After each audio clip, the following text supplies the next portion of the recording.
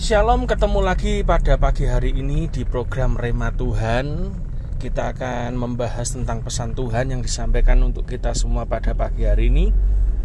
Bapak Ibu sekalian, kemarin pada waktu ibadah di Persekutuan Banjir Rezeki, kita didatangi oleh Pastor Kitty Hamilton dari Amerika Serikat yang usianya sudah 82 tahun. Tetapi dia masih semangat menyampaikan pesan Tuhan. Dan saya mendengar 30 tahun lalu kakak saya pernah dinubuati oleh beliau. Dan apa yang dinubuatkan 30 tahun lalu itu terjadi sampai hari ini. Nah, ternyata kemarin ketika ibadah berlangsung, beliau memanggil beberapa orang untuk didoakan. Dan saya mendengar sendiri karena saya berada di belakang beberapa jemaat itu. Setiap nubuatan yang disampaikan itu begitu sangat tepat sekali. Jadi itu luar biasa buat saya, karena ketajaman makin lama itu ternyata lebih tajam lagi.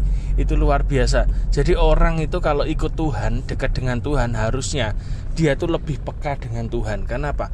Orang yang makin dekat dengan Tuhan, dia harusnya mendengar suara Tuhan. Nah, Bapak Ibu sekalian, beliau menyampaikan kemarin tema tentang Keluaran 31. Bagaimana orang yang dipenuhi dengan Roh Allah, maka dia akan bisa mendapatkan hikmat Tuhan, keahlian dari Tuhan, pengetahuan dari Tuhan untuk mengelola semua segala macam pekerjaan. Jadi beliau mengatakan kalau engkau ada Roh Allah dalam dirimu, pekerjaan apapun yang kau kerjakan pasti berhasil. Nah, beliau sempat mengatakan bahwa bangsa Israel ketika dia ada di di Mesir, dijajah oleh Mesir, menjadi budak di Mesir, pekerjaannya adalah membuat batu bata. Nah, Pastor Kitty mengatakan dengan jelas bahwa itu adalah pekerjaan yang tidak butuh skill, karena hanya mengumpulkan jerami, membakar, mencetak batu bata. Dari apa? Dari tanah liat. Nah, ketika beliau mengatakan itu, Tuhan itu seperti berbicara dalam hidup saya secara pribadi melalui apa yang dikatakan. Walaupun memang saat itu ayatnya tidak dibahas tentang orang Israel mengerjakan batu bata merah itu.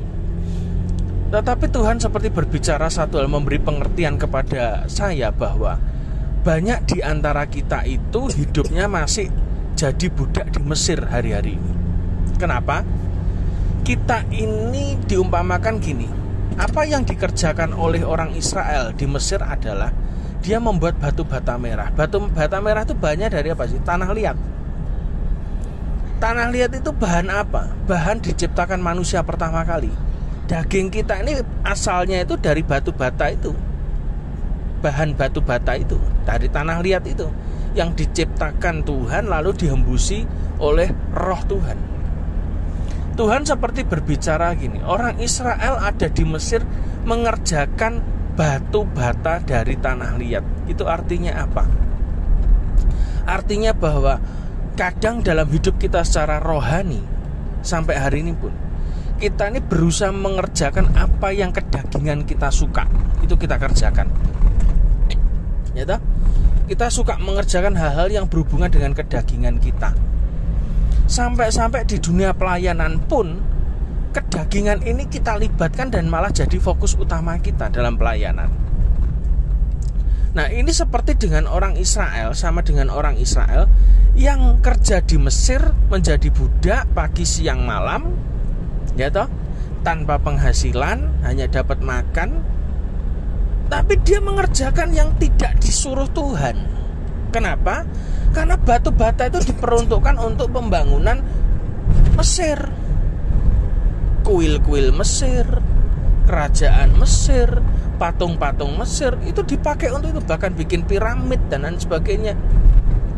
Itu digunakan batu itu untuk membangun apa yang Tuhan tidak bangun.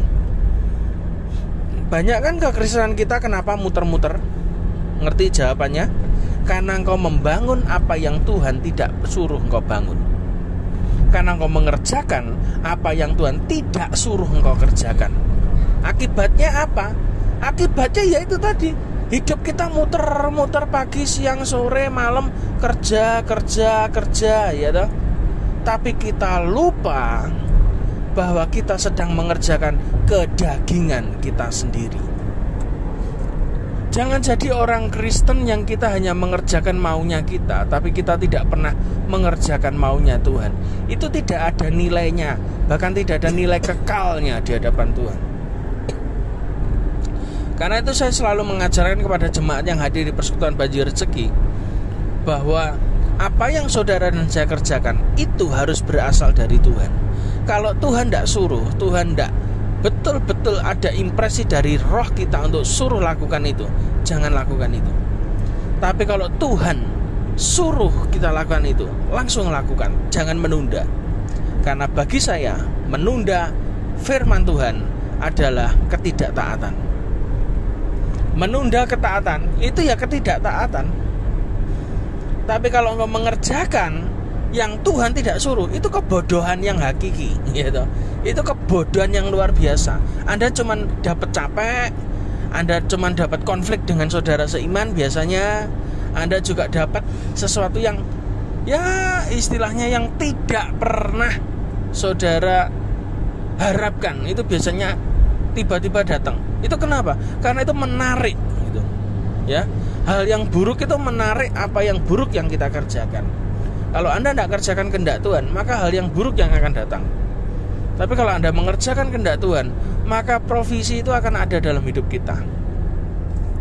Nah, kemarin Pastor Kitty Hamilton mengatakan di Keluaran 31, di situ dikatakan jelas Tuhan menunjuk beberapa orang yang dipenuhi dengan roh Allah, yang di dalamnya ada hikmat, pengertian, pengetahuan untuk mengerjakan segala pekerjaan. Lalu di ayat berikutnya, kalau nanti saudara baca di deskripsi di bawah, saya tulis bahwa orang itu mengerjakan proses emas perak, yaitu mengasah batu permata dan lain sebagainya. Wow, terjadi lompatan kehidupan dari orang Israel pada waktu di Mesir dengan orang Israel berjalan dengan Tuhan di padang gurun. Apa itu? Yang dikerjakannya beda. Emas, perak, batu permata itu berbicara tentang apa sih? Kalau tadi batu bata merah itu berbicara kedagingan kita sendiri kan. Tetapi emas, perak, permata dan sebagainya itu berbicara tentang apa, Bapak Ibu sekalian? Itu berbicara tentang kemurnian. Ketika orang Israel keluar dari Mesir, mengerjakan sesuatu dengan kemurnian hatinya, maka percayalah satu hal, bahwa itulah yang diinginkan oleh Tuhan. Dan fokus dari pengerjaan itu apa? Mengerjakan apa? Peralatan dalam kemah pertemuan, keahlian-keahlian itu. Artinya bahwa Tuhan itu menarik kita dari kedagingan kepada sesuatu yang nilainya kekal. Makanya ada orang yang mengerjakan sesuatu kelihatannya kok biasa-biasa, tapi itu nilainya kekal, tiba-tiba bisa boom, jadi gede. Tapi ada orang yang mengerjakan dengan kesibukan, dengan kedagingan, bertahun-tahun tidak jadi apa-apa, gitu. Tidak berdampak apa-apa, tidak ada tanda ilahi sama sekali yang menyertai. Padahal Alkitab berkata yang percaya diberinya kuasa, dan tanda-tanda ini akan menyertai orang-orang percaya. Ada tanda yang menyertai kita ketika Tuhan memakai kita dan kita mengerjakan apa maunya Tuhan, maka tanda-tanda ini akan menyertai saudara dan saya. Jadi dicek sekarang kehidupan kita, apakah saudara itu disertai Tuhan atau tidak. Itu dicek. Dari apa? Dari apa yang kau kerjakan itu berdasar maunya Tuhan, ataukah sekedar maunya kita, ingin dilihat orang. Kita ingin memuaskan nafsu kita ingin memuaskan kedagingan kita.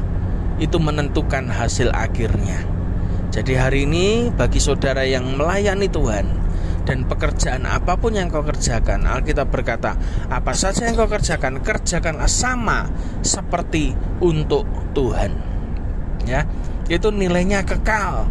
Jadi Anda kerja bukan hanya untuk profit, enggak. Anda kerja karena Anda melayani Tuhan di tempat kerja. Dan ingat baik-baik, hidupmu tidak ditentukan oleh penghasilanmu, tapi oleh berkat Tuhan dalam hidupmu. Itu luas, lebih besar, lebih banyak, lebih hebat, lebih luar biasa. Kenapa? Karena itu ditentukan oleh berkat Tuhan, bukan pekerjaanmu. Kalau pekerjaanmu dari gajimu sebulan cuma 3 juta, tidak akan cukup. Amin. Akhirnya kalau tidak cukup, maka kedagingan saudara muncul. Ada di kantor-kantor korupsi pengadaan, korupsi alat-alat pabrik, ya toh, korupsi pembelian, korupsi ekspor importnya, kong kali kong dengan forwardernya gitu. Banyak terjadi seperti itu kan di perusahaan-perusahaan. Kenapa? Padahal itu anak Tuhan semua. Karena dia tidak mengerjakan yang Tuhan kerjakan, dan dia mengerjakan yang jadi maunya sendiri. Jadi hari ini pilihannya di tangan kita. Orang Israel yang sama bekerja di Mesir, dia bekerja dengan kedagingannya. Tapi orang Israel yang sama ketika dia di padang gurun, dia dipenuhi oleh Roh Allah, maka dia mengerjakan yang Tuhan mau. Maka dia mengerjakan emas, perak, batu permata. Luar biasa, ada peningkatan, ada progres. Dan berbicara tentang emas, perak, dan permata, saya yakin ketika engkau mengerjakan yang menjadi maunya Tuhan, maka engkau sedang mengerjakan kekayaan bangsa-bangsa dalam hidupmu. Engkau diberkati berlimpah-limpah, jauh dari sebelumnya. Anda kerja di Mesir, kerja dengan kedagingan, Anda cuma dapat makan sehari. Tetapi kalau Anda berjalan dengan Tuhan, maka yang di tanganmu itu ada satu pesan profetik, that's precious one. Itulah yang berharga, yang dicari bangsa-bangsa, tapi engkau yang mengerjakannya. Saya yakin dan percaya anak Tuhan yang mengerjakan pekerjaan Tuhan diberkati sangat luar biasa. Bukan hanya biasa-biasa, tidak. Bukan, saya tidak suka dengan kata ya yang penting pas-pasan, pas butuh pas enek. Tidak ada. Dirubah dari pas-pasan kepada kelimpahan. Yesus datang untuk memberikan kita hidup dalam segala kelimpahan, bukan kecukupan tok. Enggak cukup untuk hari ini enggak, tapi dia datang membawa kelimpahan. Dalam apa? Dalam segala hal, baik kekayaan, pekerjaan, karir, pelayanan, gereja, keluarga, semuanya berkelimpahan, tidak ada yang berkekurangan. Ya, oke, kita next level kepada kelimpahan Tuhan.